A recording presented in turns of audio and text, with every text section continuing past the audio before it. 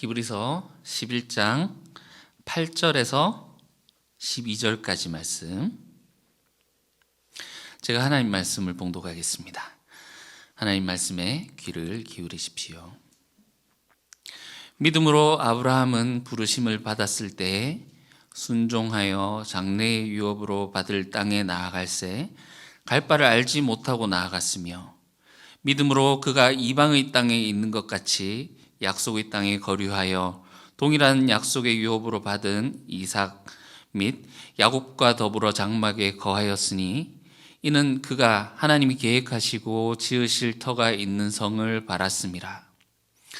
믿음으로 사라 자신도 나이가 많아 단산하였으나 잉태할 수 있는 힘을 얻었으니, 이는 약속하신 이를 미쁘신 줄 알았음이라.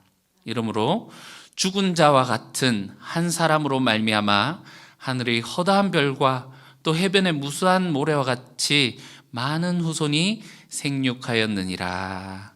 아멘. 이것은 하나님 말씀입니다. 하나님께서 오늘 이 말씀을 통해서 우리에게 은혜 베풀어 주시기를 원합니다. 우리가 지난주에 누가복음 잠깐 갔다 왔는데, 성탄절이라서요. 갔다 온 사이에 히브리서 다 잊어먹지 않으셨죠? 안 그래도 저도 이제 준비를 하려고 딱 앉았는데 약간 낯설게 느껴지더라고요. 그래서 이때쯤 나와야 되는 게 있죠. 지금까지의 이야기. 자, 간략하게 보겠습니다. 히브리서 크게 3부로 나누어서 볼 수 있다고 했습니다. 1부 이야기, 저 과거에 있었던 사람들, 하나님의 말씀이 오늘 들리면 저 과거에 있었던 그 광야 백성들처럼 마음을 완고하게 하지 말고 즉각적으로 하나님 말씀에 순종해라 하는 1부 이야기. 2부 이야기는 이 땅에 있는 제사와 비교를 하면서 하나님께로 나아갈 수 있게 하던 제사가 있었느냐? 없었다. 예수님의 제사를 보라 하면서 예수님이 순종과 정말 이 땅에 없는 그런 제사로 우리가 하나님께로 나아갈 수 있는 길을 열어주시고, 지금 하나님 보좌 우편에서 우리를 위하여 중보하고 계신다. 그래서 우리가 하나님께로 나아갈 수 있는 담력을 얻었다. 이게 2부였잖아요. 3부는 이제 하나님께로 나아가자. 나아가는데 하나님께로 나아가는 방법이 믿음. 이 하박국 2장 4절 말씀, 나의 의는 믿음으로 말미암아 살리라. 이거를 붙들고 이제 가는데, 여기 11장에서는 믿음이 뭐냐 이제 설명을 해주는 거예요. 처음에 11장 1절에 3절까지는 이 믿음이 무엇인지 그 정의에 대해서 말했었는데, 여러분 기억하시죠? 믿음은 바라는 것들의 실상이요 지고 가는 거라 그랬어요. 보이지 않는 것들의 증거다 하면서, 우리 지지난주에 보셨던 그 말씀이 아벨과, 그리고 첫 희생자였던 아벨, 그러나 하나님께서 죽음에서 생명으로 옮기셨던 에녹, 그 두 그림을 합쳐서 본다 그랬죠. 그래서 우리가 믿음으로 지키고, 믿음으로 지금 이렇게 주님의 이름을 위해서 이 땅 가운데 희생당하고 있지만, 하나님께서는 우리를 죽음에서 생명으로 옮겨주신다. 하나님 인정을 받은 자는 하나님이 이렇게 옮겨주신다 했고, 노아의 이야기, 믿음으로 살아가는 자가 땅에서 어떻게 살아가야 되느냐, 보이지 않는 것을 믿고, 보이지 않는 것을 보는 것처럼 그것을 바라고 믿고 살아가는 삶이 어떠한 것인가 봤습니다. 그리고 이제 이어지는 것이 오늘 본문입니다. 여러분, 믿음하면 빼놓을 수 없는 사람이 한 명 있죠. 바로 아브라함입니다. 여러분, 믿음하면 언제나 어디서나 이제 등장하는 믿음의 조상 아브라함. 아벨과 에녹과 노아에서는 그냥 한 절씩 그냥 툭툭 처리하면서 빨리빨리 지나가다가, 아브라함에 와서는 이게 아브라함 이야기가 여기서 19절까지, 길게는 22절까지 쭉 이어지거든요. 속도를 늦추고, 여기 굉장히 이제 중요한 게 사실은 많이 들어있고, 사실 한 절 한 절 굉장히 묵상하고 한 절 한 절 설교를 할 수 있을 정도로 굉장히 이렇게 담고 있는 내용들이 많습니다. 그래서 어쨌든 이 부분을 우리가 3주 한 3번 정도 이렇게 나눠서 보게 될 텐데, 어쨌든 22절까지 요 아브라함의 이야기를 우리가 좀 긴 호흡을 가지고 간다, 이렇게 생각을 하시고 함께 말씀을 보시면 좋겠습니다. 자, 이제 아브라함의 믿음 하면 대표적으로 시작부터 믿음으로 시작했었잖아요, 그죠? 이 8절에 아브라함이 소명을 받을 때 그 믿음에 대해서 이야기를 하고 있습니다. 창세기 12장 1절에서 하나님이 갑자기 아브라함에게 짠 나타나셔서 아브라함아, 떠나라, 이렇게 얘기를 하죠. 고향과 친척과 아버지의 집을 떠나라, 그리고 내가 너에게 보여줄 땅으로 가라, 이렇게 말씀하시거든요.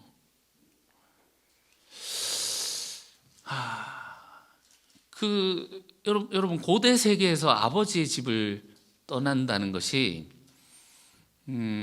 우리가 아버지 집을 떠나라 이렇게 하면 독립하란 말씀이신가 이렇게 가볍게 들을 수 있지만, 이 고대 세계에서 이 고향과 친척과 아버지 집을 떠난다라는 것은 그럼 나를 지금 보호해주고 있는 그 울타리를 벗어나는 일이에요.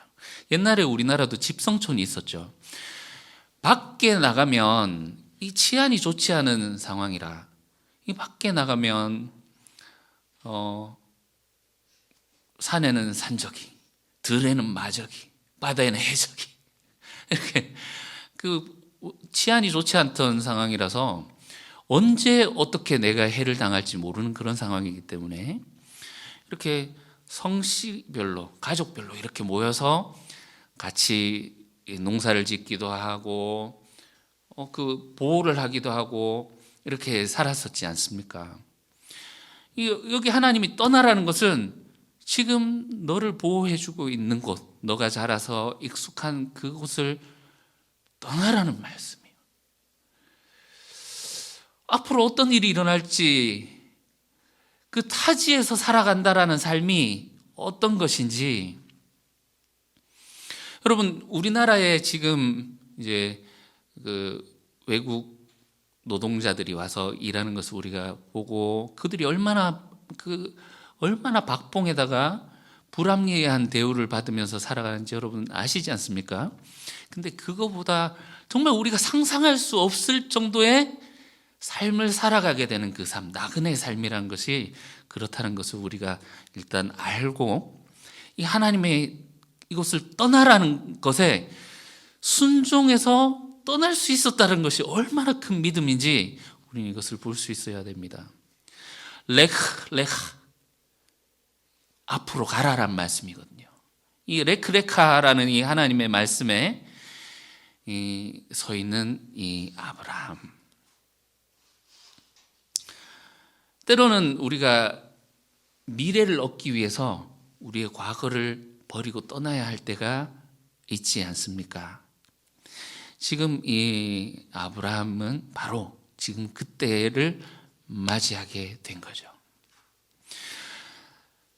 미래라는 것이 무엇입니까? 이렇게 하나님의 말씀에 순종해서 따라갈 때 그는 아브람에서 아브라함, 열방의 아버지가 될 것이고 믿음의 아버지가 되어질 것이고, 이 하나님의 약속을 받게 되는 그 미래를 받게 될 테지만, 이 과거는 뭡니까? 예측 가능한 것, 내가 지금까지 살아왔던 사회적인 힘, 관계, 출신 배경, 익숙한 모든 것들입니다. 나에게 의미 있던 모든 것과 작별을 해야 되는 것이죠. 내가 살아왔던 가치관, 지금껏 살아왔던 생활 양식, 모든 것을 놔두고 이제는 하나님께서 가라고 하는 그곳으로 가야 되는 것. 잘 보십시오. 역사의 그 질서 안에, 법칙 안에 사는 사람은 그 역사의 법칙을 벗어날 수가 없지요. 이제는 역사의 법칙에서 벗어나서 하나님의 법칙 안에, 하나님이 인도하시는 대로, 그래서 하나님의 말씀과 뜻에 순종하며 사는 삶으로 전환되는 그 전환부에 지금 아브라함이 서 있는 것입니다. 그리고 그 하나님의 뜻대로 살겠습니다 하고 출발하는 것이 믿음의 사람이라는 것이죠. 신앙인의 출발지는 항상 여기에서 시작됩니다. 예수님이 제자를 부르실 때 어떻게 하셨습니까? 뜬금없이 보이는데 제자들이 그 말씀에 따르거든요. 예수님 이렇게 말씀하십니다. 나를 따르라. 낚시하고 있던 모든 장비들, 배와 아버지와 모든 것을 버려버리고 과거에 있던 그의 모든 삶, 모든 것을 두고 예수님을 따르게 되죠. 우리 지난주에 보셨던 마리아조차도 하나님의 천사가 나타나서 그 말씀을 하시니 주의 말씀이 제게 이루어지나이다 하면서 그 예수님의 역사가 마리아와 함께 시작이 되지 않습니까? 우리도 기도하죠. 주기도문 할 때 뜻이 하늘에서 이루어진 것처럼 땅에서도 또한 우리에게서도 이루어지게 하소서 기도를 합니다. 이것이 우리 신앙인의 출발 지점이 바로 여기 있기 때문에 그렇습니다. 8절에 보시면 이 아브라함이 갈 바를 알지 못해도 나아갔더라 이렇게 이야기를 하고 있죠. 하나님이 레크레카 떠나라 앞으로 가라 말씀하실 때 주님 어디로 가야 됩니까? 내비게이션 치게 목적지 알려주이소 하지 않았죠. 가면 어떻게 됩니까? 묻지 않았습니다. 불안합니다. 하나님이 보여줄 땅으로 가라 이랬기 때문에 이 하나님이 나에게 말씀하시는 걸 멈추면 어떻게 되지? 나를 인도해 준다고 해놓고 이분이 부도내면 나는 어떻게 되는 거지? 불안하고 미래에 대해서 손에 잡힌 것이 하나도 없었지만 그럼에도 불구하고 지시할 땅으로 보여줄 땅으로 가라라고 하는 그 주님의 말씀에 하나님 말씀하시니 순종하겠습니다 하는 것이 믿음이다. 네, 이것이 아브라함이 보여준 신앙인의 첫 출발 지점에 있는 믿음, 이것이 8절의 믿음이라고 할 수 있겠습니다. 이 8절의 믿음은 우리가 교회에서 많이 들어봤습니다. 그래도 여기 사실 묵상할 바가 많이 있는데 나중에 우리가 또 이렇게 창세기를 보게 될 때 이 본문을 만나고 할 때 그때 이제 충분히 좀 머무르도록 하고, 그런데 이 9절의 믿음은 우리가 좀 더 깊이 생각해 봐야 할 또 다른 차원의 믿음인 것 같습니다. 이 8절의 믿음이 하나님이 가라라고 하는 그 말씀에 과감히 그 옛것을 버리고 출발해서 떠났던 그 믿음을 보여주는 거라면, 이 9절의 믿음은 그 땅에 도착해서 이제 나그네로서 살아가는 믿음입니다. 9절 보시겠습니다. 믿음으로 그가 이방의 땅에 있는 것 같이 약속의 땅에 거류하여 동일한 약속을 유업으로 받은 이삭 및 야곱과 더불어 장막에 거하였으니.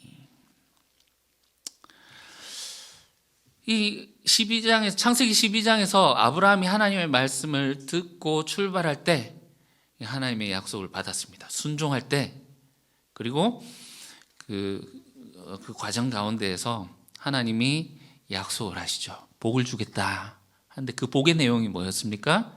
크게 두 가지입니다. 자손을 주겠다, 그리고 땅을 주겠다. 이게 아브라함 복의 골자입니다.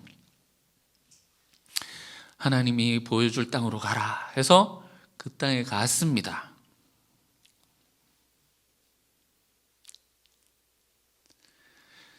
왔는데요.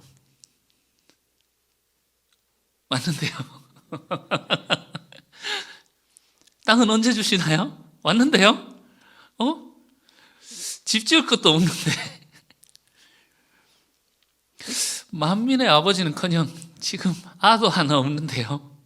주님 왔다니까요. 왔는데요. 왔어요. 점점점 이러다. 여러분, 우리가 조금 깊이 생각해 보면 좋겠습니다. 처음 출발할 때 아브라함이요, 어떤 기대를 가졌을까? 갑자기 하나님이 나타나셔서 떠나라, 레크레카, 그리고 내가 보여줄 땅으로 가라. 주님 갑니다 하면서 어떤 기대를 가지고 갔을까? 이 하나님의 말씀을 들으면 이제 그 땅에 가서 정착할 땅도 하나님이 주시고 나를 번성하게 하시고 아도 낳고 거기서 잘 살겠구나 기대를 했겠죠?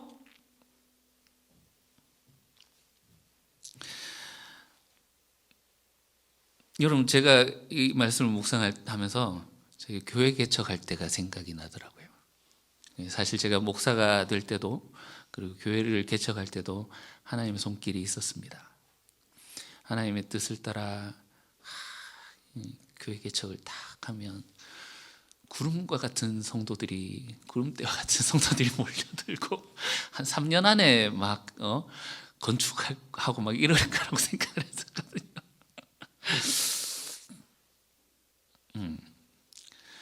하나님 뜻에 순종하고 하나님 예수 잘 믿으면 복을 받겠지 하는 이런 기대 우리에게 있지 않았습니까?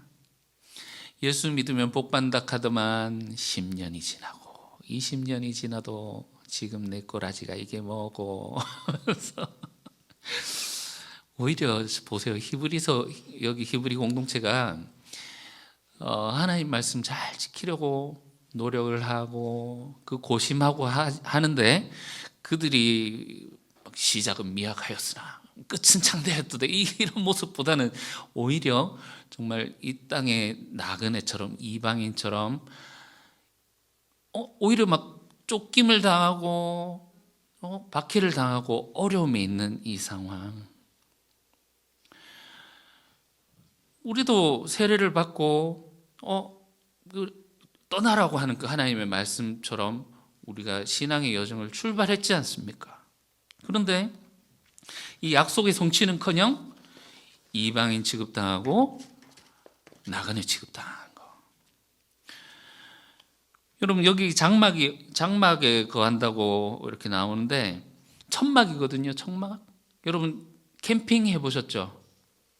캠핑, 우리 집에 살다가 어쩌다가 한 번씩 자연에 나가서 이렇게 살면 좋지만 집도 없이 천막을 쳐놓고 계속 살아간다고 생각을 해보십시오. 이게 참 얼마나 힘들고 어려운 삶입니까?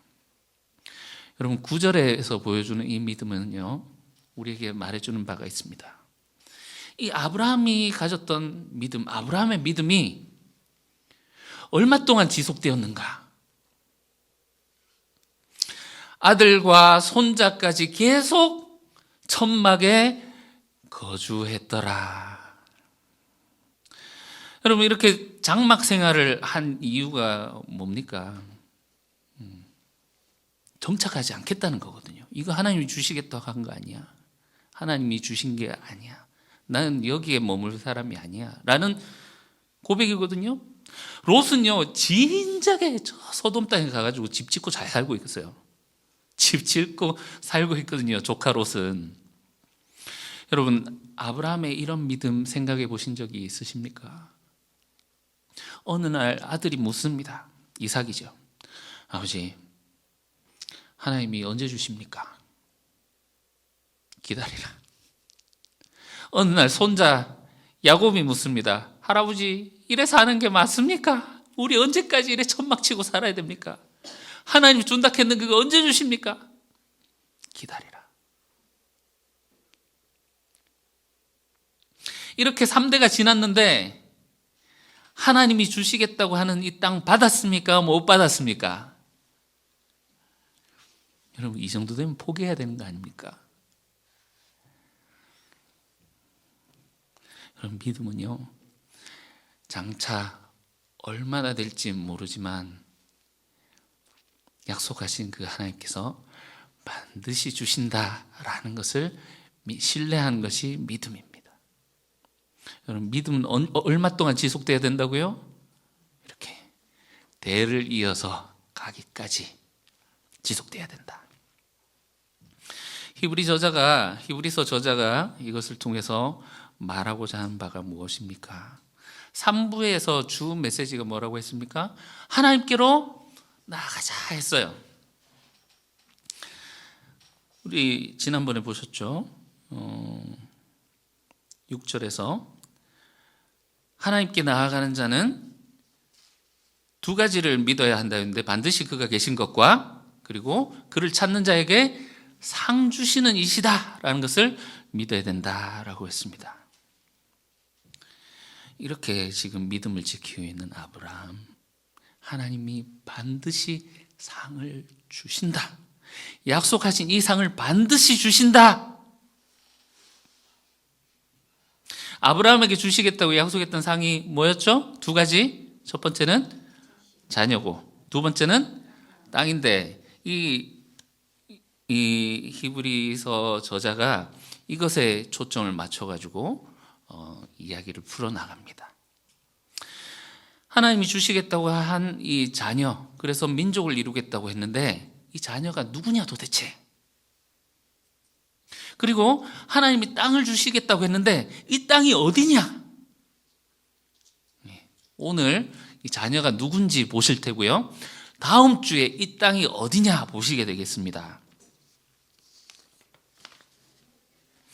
자, 11절에서 12절 보시면 이제 자녀를 출산하게 되는 그 이야기가 나오는데, 아브라함이 99세, 사라가 10살 적으니까 89세. 그때 하나님의 천사가 나타나서 하나님의 말씀을 전합니다. 내년에 아기를 낳을 것이다. 아브라함도 그렇고 사라도 그렇고 웃어요. 아니, 지금 내가 나이가 몇 개고 지금 경수가 끊긴 지가 얼만데 아를 낳습니까? 웃습니다. 그러니까 그 하나님이 웃어, 이름을 이삭이라고 해라. 이삭이 웃음이란 뜻이거든요. 여러분, 이 아브라함과 사라가 웃었던 이 웃음이 뭐 나쁘게 말하면 비웃음이라고도 할 수 있겠고, 뭐 좋게 봐도 이것이 허탈한 웃음이지 않겠습니까? 아이고 하나님, 이게 불가능한 일입니다. 이제 와서 저한테 이렇게 말씀하시면 어떻게 합니까? 하는 그런 웃음이겠죠. 인간의 불가능성에 대한 그런 웃음이겠습니다만, 하나님은 이 비웃음을 기쁨의 웃음으로 바꾸시는 분이시다라는 의미도 여기서 우리가 볼 수 있겠죠. 어쨌든 이 창세기에서는 이 아브라함과 사라의 믿음이 성장하는 그 이야기까지도 담고 있습니다. 마지막 이삭을 바치는 데에서 이 믿음이 완성되는 것으로 그리고 있지요. 근데 히브리서는 이 아브라함과 사라의 삶 전체를 압축해서 지금 이제 그 전체의 삶을 두고 이야기를 하기 때문에 믿음으로 이렇게 고백을 하고 있는 거죠. 오랜 기다림 동안 그 있었는 것 자체가 믿음이지 않습니까? 그러니까 믿음으로 인정하는 겁니다. 11절 보시면, 믿음으로 사라 자신도 나이가 많아 단산하였으나, 이제 사람으로서, 인간으로서 여러분 90세에 출산한다라는 것, 어떻게 생각하십니까? 출산 능력이 있습니까? 경수가 끊어진 것도 그렇지만 이 나이에 임신해서 알을 어떻게 낳습니까? 그래서 12절에는 이렇게 표현하죠. 죽은 자와 같은 한 사람으로 말미암아. 영어 성경에 보면 진짜 죽은 이 한 사람을 말미암아 이렇게 이야기를 하거든요. 정말 고목나무, 죽은 고목나무처럼 말라 비틀어진 이 아브라함과 사라를 통해서 이 하나님의 생명, 이 죽은 몸에 깃든 한 생명을 보십시오. 이것이 단순히 아이고 이 집에 경사 났네, 아들 낳겠네, 이 이야기가 아니라 우리가 지난주에 보셨던 것처럼 와, 하나님의 이 새 창조, 그러나 이 불임의 구약과 정말 그것과 비교할 수 없는 예수님의 탄생에 나타난 그런 새 창조의 이야기로 우리가 볼 수도 있겠지만, 여기서 강조점은 두 가지입니다. 첫 번째, 하나님의 약속은 반드시 이루어진다. 사람의 이 불가능성, 사람으로는 가능한 일이지 않습니다. 이미 가능하지 않지만 하나님의 약속하신 이 하나님의 약속은 반드시 이루어진다. 11절에 보시면 믿음으로 사라는 하면서 이 약속하신 이가 미쁘신 줄 알았습니다. 여러분, 요즘 우리 미쁘다는 말 잘 안 쓰죠. 이 미쁘다는 게 무슨 말이냐면 믿을 수 있다 이런 말이에요. 이쁘다 이런 게 아니라 믿을 수 있다, 믿을 수 있는 분이다 라는 거죠. 생각해 봅시다. 사라가 이때 임신을 하고 낳았던 자식이 이삭이죠. 오케이, 좋습니다. 믿음으로 약속하신 이가 믿을 수 있는 분이라는 것을 알았어요. 바라지 않는 것, 바라는 것들이 실상이고 보이지 않는 것들의 증거니 하면서 반드시 자기를 찾는 자에게 상 주시는 분이시다 한 것을 믿었습니다. 그런데 약속된 것을 받았습니까? 못 받았습니까? 아직 못 받았죠? 이 자녀를 주겠다라는 것이 단지 이삭만이 아니라 하늘의 별과 같이 바다의 모래 같은 민족을 주겠다 그랬거든요. 그런데 12절 보시면요, 이름으로 죽은 자와 같은 한 사람으로 말미암아 하늘의 허다한 별과 또 해변의 무수한 모래와 같은 많은 후손을 생육하였느니라.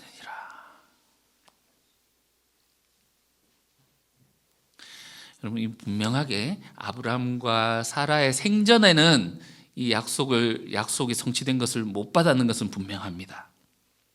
그렇지만 그 후손을 통해서 이삭과 야곱과 12 아들들과, 그래서 출애굽기에 보시면 출애굽할 때 이미 한 민족이 거기서 탄생해서 나오게 됩니다.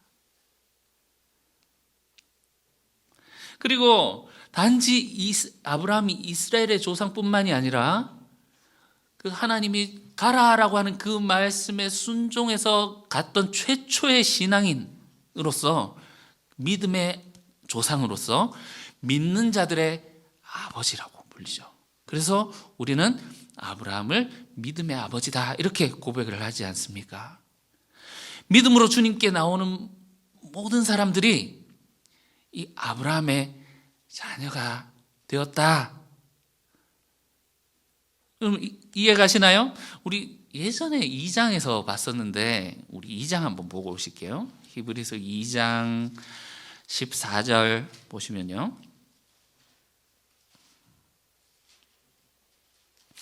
자녀들은 혈과 육에 속하였음에 그도 또한 같은 모양으로 혈과 육을 함께 지니심은 죽음을 통하여 죽음의 세력을 잡은 자 곧 마귀를 멸하시며 또 죽기를 무서워함을 한평생 매어 종노릇하는 자들을 놓아주려 하심이니, 이는 천사들 붙들려 온 것이 아니라 누구를 붙들어 주러 오셨다? 아브라함의 자손을 붙들어 주려 하심이라 할 때 우리가 이때 어떻게 했습니까? 우리도 아브라함의 자손입니다 하고 고백했었죠. 예. 다시 돌아보실게요. 자, 하나님이 아브라함에게 약속하신 것이 두 가지인데, 첫 번째는 자녀, 두 번째는 땅입니다. 그럼 이 자녀를 주시겠다고 하신 것이 성취되었습니까? 민족을 이루었고, 또한 믿는 자들이 그의 믿음의 후손이 됨으로써 이것이 성취되었고, 또한 지금도 성취되어 가고 있는 중입니다. 여러분, 우리는 약속하신 이 하나님의 약속을 받은 이 아브라함의 후손인 줄 믿습니다.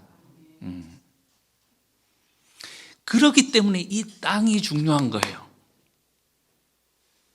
우리가 아브라함의 약속을 함께 물려받게 될 상속자가 되었다. 우리가 그 유산을 함께 받게 되었다라는 겁니다. 두 번째 히브리 저자가 말하고자 하는 바가 바로 이겁니다. 우리가 그의 후손이다. 그렇기 때문에 우리가 그 땅을 함께 받는 상속자가 되었다. 이 땅은 어디일까요? 땅은 받았습니까? 못 받았습니까? 다음 주에 보시겠습니다. 다음 주에 보실 텐데 이 힌트를 우리 10절에서 볼 수 있어요. 10절. 이는 그가 하나님이 계획하시고 지으실 터가 있는 성을 바랐습니다. 자, 시작도 하나님으로부터. 영어로 보시면 조금 더 요게 단어가 명확한데 architect 이렇게 나오거든요. 하나님이 그 건축할 때 설계하는 거, 설계부터 빌더 나오거든요. 하나님이 지으시는, 이걸 실행하시는 것까지 시작부터 끝까지 하나님이 지으실 터가 있는 성을 바라보았다. 힌트를 드리자면 이것은 이 땅에 있는 것이 아닙니다. 하늘에 속한 것이다. 16절 보세요. 16절. 이제는 더 나은 본향을 사모하니 하면서 곧 어디에 있는 것이라? 예. 하나님이 아브라함에게 주시겠다고 약속하신 이 땅은 이 땅에 속한 것이 아니라 하늘에 속한 것이다. 여러분, 이 원어를 보시면 이것이 얼마나 이 단어 사용부터 히브리 저자가 이것을 고려를 많이 했는지, 우리 번역본에는 8절에 보시면 장래 유업으로 받을 땅에 나아갈세 이렇게 했는데, 원어에 보시면 이 땅이라는 단어를 절대로 안 씁니다. 장소라고 하거든요. 장소라고 하지 땅에 있는 이 땅 절대로 이 단어를 쓰지 않습니다. 어쨌든 우리가 또 앞에서 봤었죠. 요수아와 함께 갔었던 출애굽 백성들이 약속의 땅에 들어갔더라 못 들어갔더라? 결과적으로 그 땅에는 들어갔을지 몰라도 하나님의 안식에는 들어오지 못하겠다라고 하는, 그럼 그 말은 하나님이 주실 안식이 따로 있다라는 얘기고, 그럼 이 안식이 바로 하나님이 주실 이 땅과 동일한 것이겠죠. 하늘에 있는 것이다.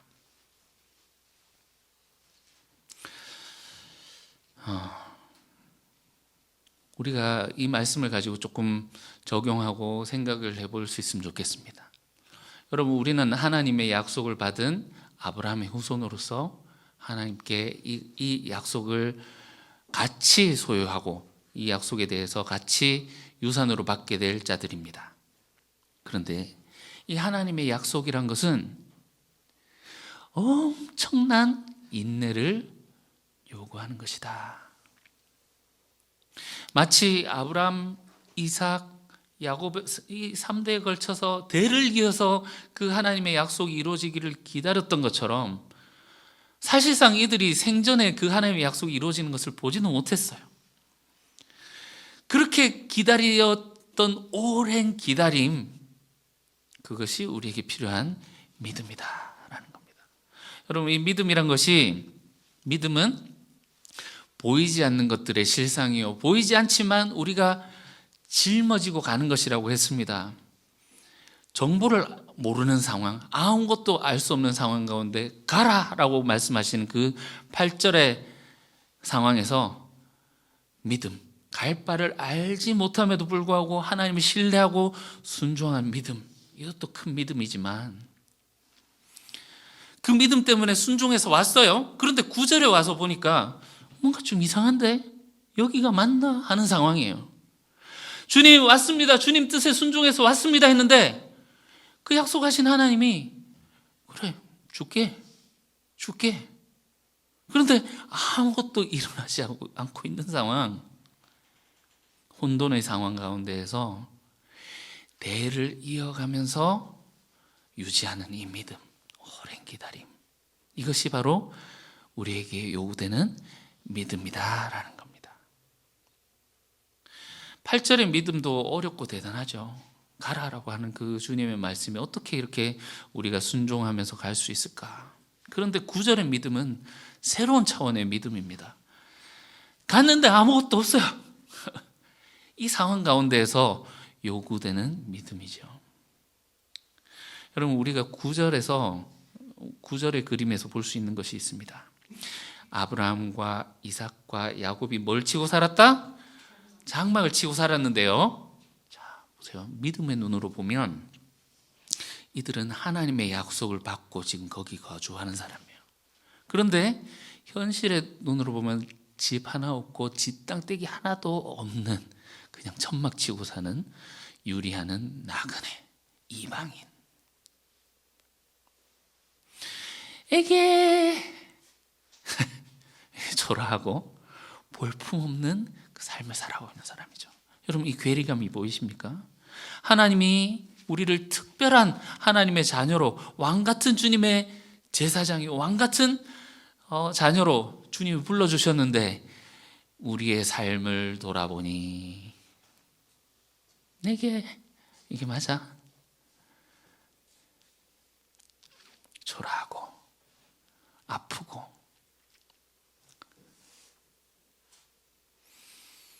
히브리서 공동체를 보십시오. 이 방랑자로 이방인으로 살아가는 모습. 이런 상황 속에서도 요구되는 믿음이 바로 이 지속되는 믿음이다라는 겁니다. 여러분, 외부자의 눈으로 보면 어떻습니까? 아이고, 만대 그 말씀 따라 나섰노? 하나님 살아계시나? 하나님 무능하신가 아이가? 하나님 있으면 나와보라 해라. 지금 네 삶이 이게 뭔데? 안 그렇습니까? 하나님 안 주네 하면서 이렇게 조롱하지 않겠습니까? 아브라함이 이것을 어떻게 견뎠을까요? 어떻게 이렇게 대를 이어서까지 장막 속에서 살 수 있었을까요? 우리가 아브라함의 내면을 볼 수 있는 것이 10절입니다. 10절. 하나님 계획하시고 지으실 터가 있는 성을 바랐음이라. 믿음은 보이지 않는 것들의 증거니.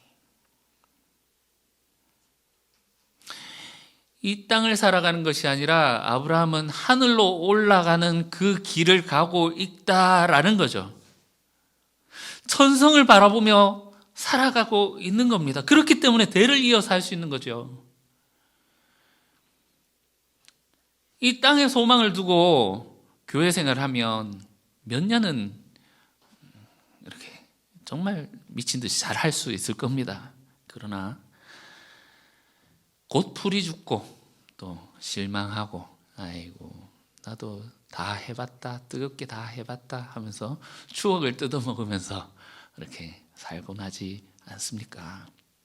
그러나 우리가 천상을 향해 나아간다, 이 천국을 향하는 이 순례자라는 이런 정체성이 우리를 이 땅 가운데서 살아가게 해줍니다. 이 현대인의 눈으로 이 아브라함을 보면 참 추구하고 싶지 않은 삶이지 않습니까? 아이고, 이렇게 미련하게 살아가나, 어리석어 보이는 그 삶입니다. 요즘 사람도 얼마나 약삭 빠릅니까? 부동산이며 주식이며 이 정보를 얼마나 빨리 알아가지고 막 이렇게 하면서 살아가는데, 정말 이 어리석은 삶, 무지렁이 같이 답이 없는 삶.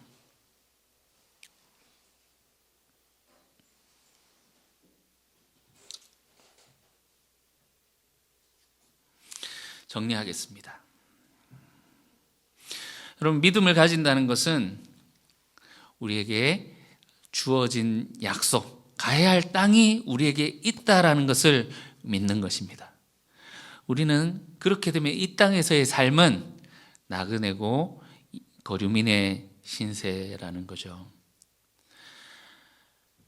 이 이삭이라는 생명을 죽은 고목나무 같은 아브라함과 사라에게 주셨던 하나님, 그것을 경험했기 때문에 나중에 이 아브라함은 이삭을 바칠 수 있게 되는 그 믿음까지 가게 됩니다. 생명을 주시는 분이시구나, 하나님께서는.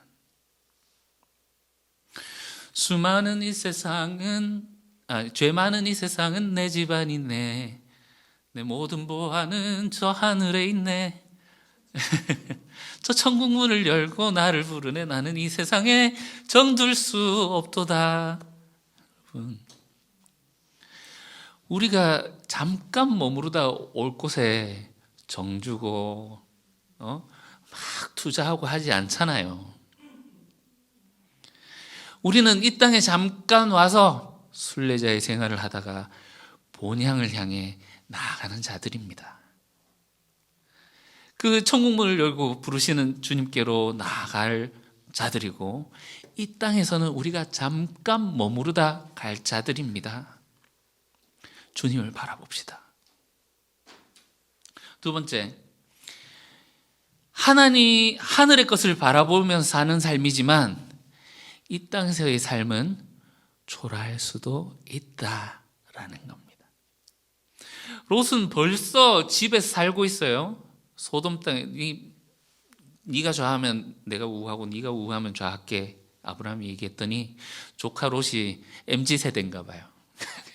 눈치 안 보고 저기가 좋은데요 하고 갑니다. 도시 소돔이거든요. 거기에 집을 짓고 살았다라는 것은 그 땅에 정착해서 그 땅의 질서대로 살고 있다는 것을 보여주는 장면입니다. 장막 생활이라는 것은 이 땅에 동화되지 않겠습니다. 여긴 내가 머무를 곳이 아닙니다 라는 고백입니다.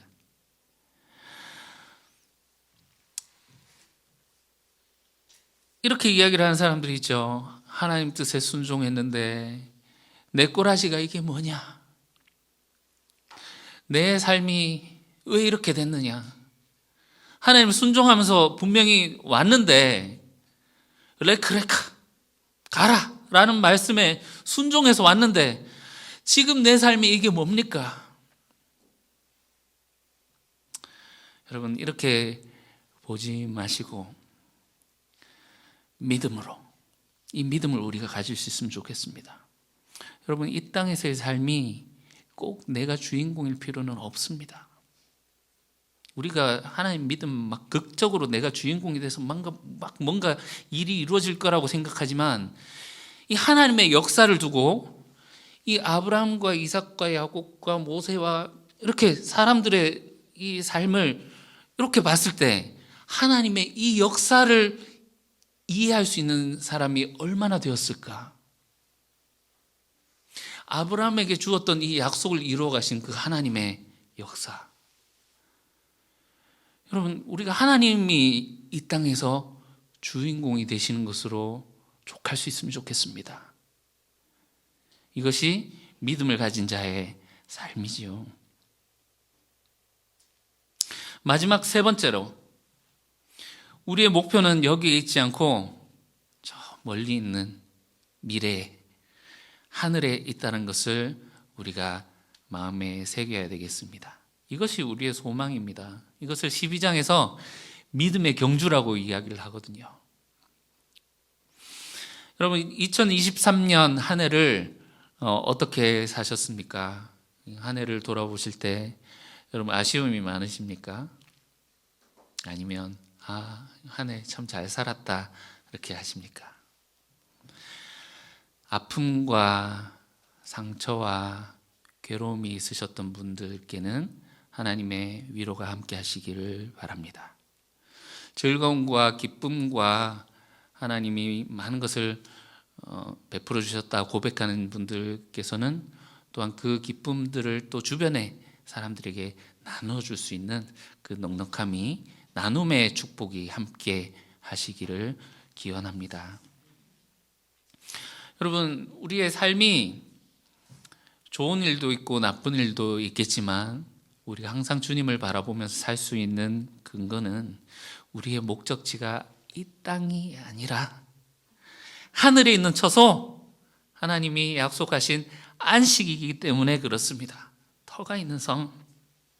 여러분, 우리의 삶을 큰 눈으로 조금 바라봅시다. 지금 우리가 살 때 지금 내 상황에서 내가 뭘 바라지, 내가 지금 원하는 게 뭐지, 지금 상황에 있는 나의 욕심을 따라 사는 삶이 아니라 조금 더 큰 눈으로 한 해를 내가 어떻게 살았지? 10년, 20년, 그리고 나의 삶 전체를 보며 나의 삶이 어떻게 나아가야 나아가는 것을 소원하고 있는지, 그리고 거기다가 하나님이란 존재를 두고 나의 삶을 생각해 볼 때, 여러분, 우리가 계속 그냥 세상 사람들처럼 그냥 눈앞에 보이는 욕구들을 처리하면서 살아가는 삶이 아니라, 우리는 이 전성을 향한 순례자다라는 것을 기억하고, 2024년에는 우리가 좀 거룩한 목표를 가지고 살았으면 좋겠습니다. 이 아브라함처럼 살고 싶다. 예수님처럼 살고 싶다. 작은 것부터요, 좀 더 너그러운 마음을 가지고 좀 더 화낼 일도 웃으면서 살아갑시다. 여러분, 우리가 예수님이 우리를 위해서 오셨습니다. 저 누추한 구유에 누우셔서 정말 비천한 우리 가운데 주님이 오셨습니다 할 때, 주님 사랑 감사합니다 하면서 하지만, 막상 우리 주변에서 이렇게 좀 꽃가운 사람들 보면 우리 눈이 이제 이렇게 옆으로 예수님처럼 그들을 한번 안아주고 품어주고 내가 낮은 곳으로 가보는 거죠. 그리고 조금 더 큰 것에 욕심을 두자면, 정말 이 세상의 것, 이것이 우리의 종착지가 아니라는 것을 알고 이 땅의 욕심을 좀 버리고 하나님의 일을, 하나님의 사랑을 전달하는 일에 좀 뛰어들 수 있는 그런 일들에 우리가 동참할 수 있으면 좋겠습니다. 예수님이 실제로 높은 곳에서 낮은 곳으로 내려오셨던 것처럼 우리가 주님 닮은 그 실천으로 2024년에는 많은 것들을 그렇게 하면서 살아갈 수 있으면 좋겠습니다. 여러분, 우리가 아브라함의 자손으로서 하나님의 약속을 받은 자들입니다. 그리고 이 약속을 주신 하나님께서는 믿으신 하나님, 반드시 이 일을 행하실 것입니다. 우리가 믿음으로 주님의 뜻을 따라 살아갈 때 하나님께서는 이 일을 우리에게 행하실 것입니다. 기도하겠습니다. 사랑하는 주님, 우리가 주님을 믿습니다 하면서 얼마나 우리가 작은 가슴으로 이 비천한 욕심에 사로잡혀 이 땅의 것을 추구하며 살아가고 있었는지 우리에게 보게 하십니다. 주님, 주님께서 가라 말씀하시오니 주님의 뜻에 순종하여 주님을 믿는 그 자리로 가게 하시고, 그 땅에서 이루어지는 것이 없을지라도 믿음으로 더욱더 주님을 신뢰하며 살아가는 저희들 되게 도와주시옵소서. 그곳에서 주님 닮은 모습으로 주님의 뜻을 행하며 우리의 경주를 마치기까지, 그 경주를 마치게 하시고 온전히 주님의 뜻 가운데에서, 믿음 가운데서 거하는 저희들 되게 도와주시옵소서. 예수님 이름으로 기도합니다. 아멘.